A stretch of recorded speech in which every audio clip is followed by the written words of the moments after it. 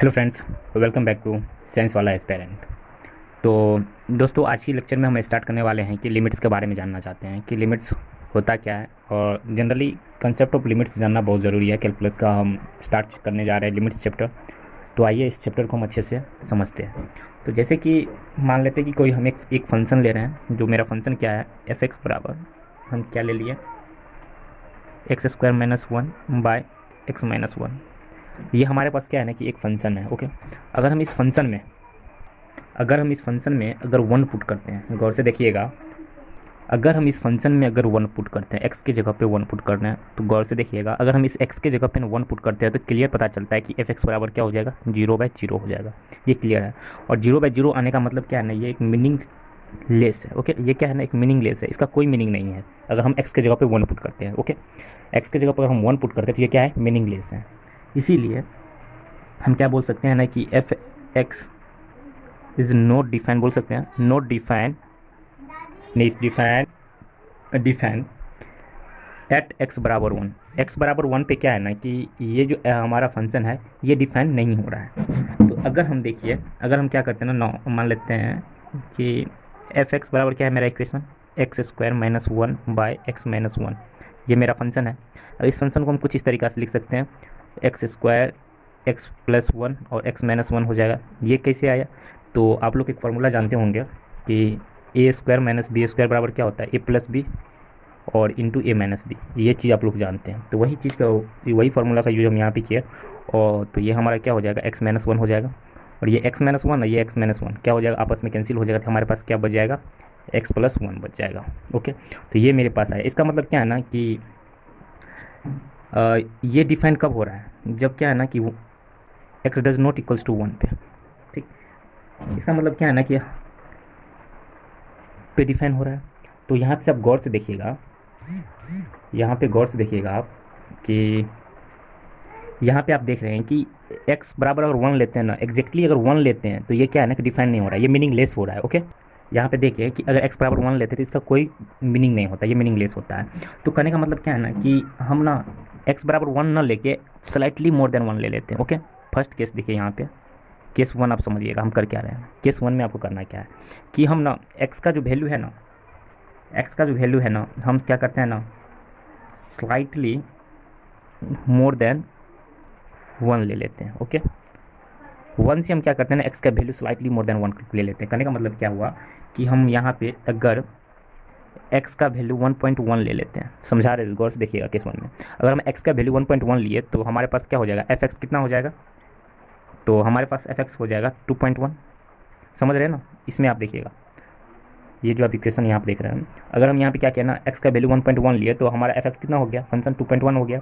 Similarly अगर हम x का वैल्यू यहाँ पे 1.01 ले लिए तो देन एफ एक्स का वैल्यू कितना हो जाएगा, ये हमारा हो जाएगा 2.01 हो जाएगा।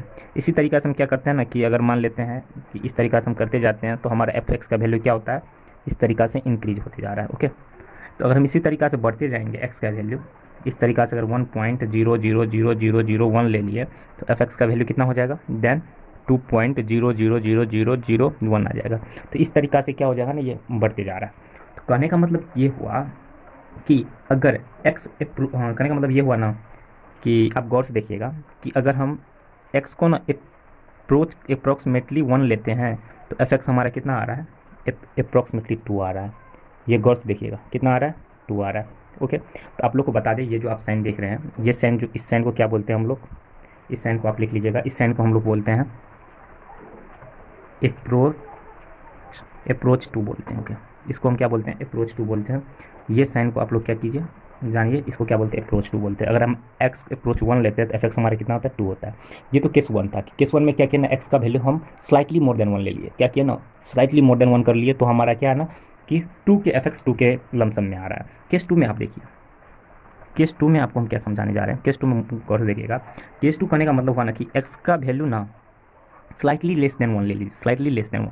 ओके, अगर हम स्लाइटली लेस देन वन ले लेते हैं, लेस देन क्या किया, वन ले लिया, स्लाइटली लेस देन वन लिए तो क्या होता है, स्लाइटली लेस देन वन लिए तो देखिए, जब हम स्लाइटली लेस देन, जैसे हम स्लाइटली लेस देन वन लेंगे ना एफ एक्स का वैल्यू, तो हमारा एफ एक्स का वैल्यू जो क्या हो जाएगा ना, एफ एक्स का वैल्यू क्या हो जाएगा, ये भी हमारा स्लाइटली लेस देन 2 आ जाएगा। समझ रहे हैं? यहाँ पे क्या किया ना कि ऊपर वाले में देखिए देखिए देखिए ऊपर वाले केस में कि हम क्या किया ना, स्लाइटली मोर देन 1 किए, तो ये भी क्या हुआ, स्लाइटली मोर देन 2 तक जा रहा था। तो इसके केस में भी देखिए आप, अगर हम मान लेते हैं कि इफ़ एक्स का वैल्यू अगर हम 0.9 ले लिए, अगर 1 से हम स्लाइटली अगर कम लेंगे वैल्यू एक्स का वैल्यू, तो 1 से छोटा कितना होता है, 0.9 होता है। तो देन हमारा एफ एक्स कितना हो जाएगा, एफ एक्स हमारा हो जाएगा 1.9। समझ रहे हैं ना? इसी तरीके से अगर हम एक्स का वैल्यू 0.99 ले लिए, तो देन हमारा एफ एक्स का वैल्यू कितना हो जाएगा, एफ एक्स का वैल्यू हो जाएगा 1.99 हो जाएगा। अगर हम इसी तरीका से अगर हम इंक्रीज करते जाएंगे, सिमिलरली अगर इसी तरीका से अगर हम बढ़ते जाएंगे, तो एक्स का वैल्यू अगर मान लेते हैं कि हम 0.999999 ले लिए, तो देन हमारा एफ एक्स का वैल्यू कितना हो जाएगा, 1.999999, इसी तरीका से आएगा।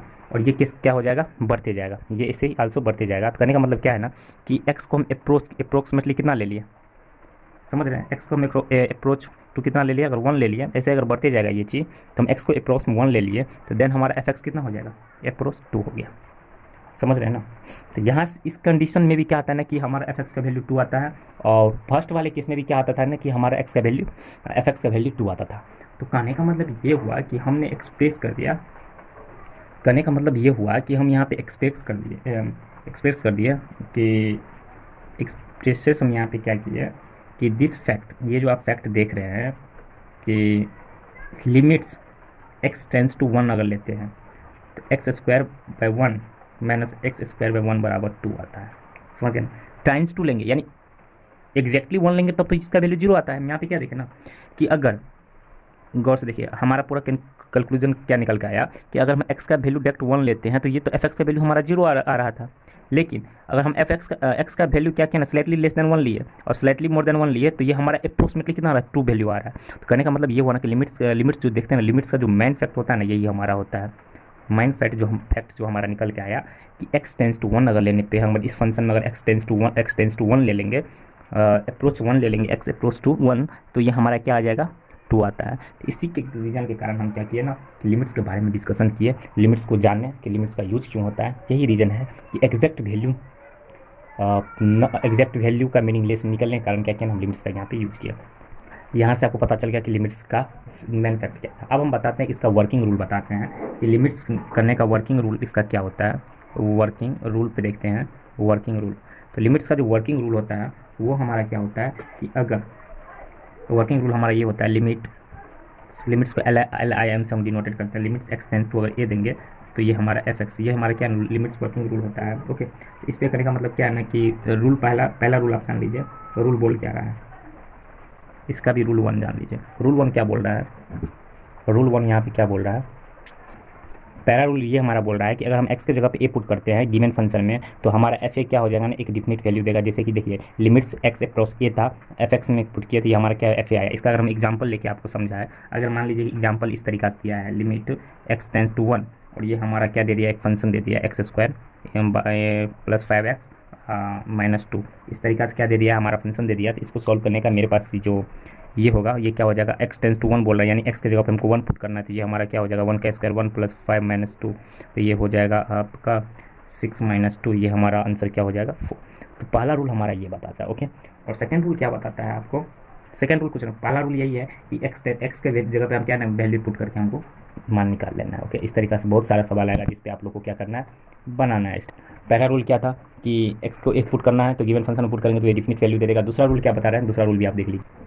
सेकंड रूल क्या बता रहा है, सेकंड रूल वर्ड्स देखिए क्या बता रहा है, if F x is the rational number. ठीक, अगर मान लेते हैं कि हमारा एफ एक्स क्या है, एक रेशनल नंबर है, F x is the rational function है, देन फैक्टराइज करना है न्यूमिनेटर एंड डिनोमिनेटर का, और कैंसिल आउट करके कॉमन फैक्टर को क्या करना है, कैंसिल आउट कर देना है, फिर जाकर क्या करना है, पुट करना है एक्स बराबर 1, तो हमारा क्या हो जाएगा, एक डिफिनिट फॉर्म में क्या आ जाएगा, उसका आंसर आ जाएगा। जैसे कि हम एक एग्जांपल लेके आपको हम समझा देते हैं कि मान लेते हैं कि मेरे पास एक लिमिट्स दिया है, पहला लिमिट्स क्या दिया है कि एक्स टेंस टू 3, और ये हमारा कुछ फंक्शन दे दिया है रेशनल फॉर्म में, इस तरीका से क्या दे दिया है, हमारा कुछ फॉर्मेट दे दिया है। तो सबसे पहले इस क्वेश्चन को बनाने के लिए हमको क्या करना पड़ेगा ना कि इस फंक्शन को क्या करना है ना कि इसको फैक्टराइज करना है। ठीक, फैक्टराइज अगर मान लीजिए इसको हम सॉल्व करेंगे तो ये हमारा क्या हो जाएगा, एक्स स्क्वायर और 3 का स्क्वायर हो जाएगा, ये कुछ इस तरीका से, और ये एक्स माइनस 3 है।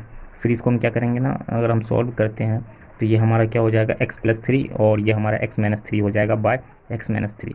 और कॉमन फैक्टर को क्या करना है, कैंसिल आउट कर देना है। कॉमन फैक्टर अगर कैंसिल आउट हो जाएगा, ये इससे कैंसिल हो जाएगा, तो हमारा क्या हो जाएगा, ये limits x tends to three, ये हमारा एक्स प्लस थ्री हो जाएगा। फिर जो हमारा कॉमन फैक्टर आता है उस फैक्टर को क्या करना है, एक्स पुट करना है। एक्स बराबर थ्री है तो यहाँ पे थ्री पुट कर देंगे, तो ये हमारा क्या हो जाएगा, थ्री प्लस थ्री। फाइनली हमारा आंसर क्या हो जाएगा, सिक्स हो जाएगा। इस तरीक़ा से क्या करना है, रूल टू के अकॉर्डिंग हमको क्या करना है कि प्रॉब्लम को सॉल्व करना है अगर रेशनल फॉर्म में दिया है तो। ओके, तो आपको हम अगर अगर बताएं लिमिट्स में क्या है ना कि आप जितने भी रूल पीछे से जानते होते हैं, कोई फैक्टर को कोई भी रेशनल फॉर्म में दिया है उसको फैक्टराइजेशन करके उसको सॉर्ट आउट करना है, फिर जाकर हमको ना एक्स का वैल्यू पुट करके हमको क्या करना है ना फाइनली आंसर निकालना है। तो आशा करते हैं ये चीज़ आप लोग बहुत अच्छे से समझे होंगे, और अगर समझे होंगे तो इस पर आप जाके क्वेश्चन बनाइए। मिलते हैं नेक्स्ट वीडियो में लिमिट्स के कुछ फंडामेंटल थ्योरम के साथ, लिमिट्स के कुछ फंडामेंटल प्रॉपर्टीज़ भी देखेंगे क्या होता है नहीं होता है, क्योंकि ये वीडियो बहुत लंबा हो जाएगा, इसीलिए मिलते हैं नेक्स्ट वीडियो में। तब तक के लिए थैंक यू।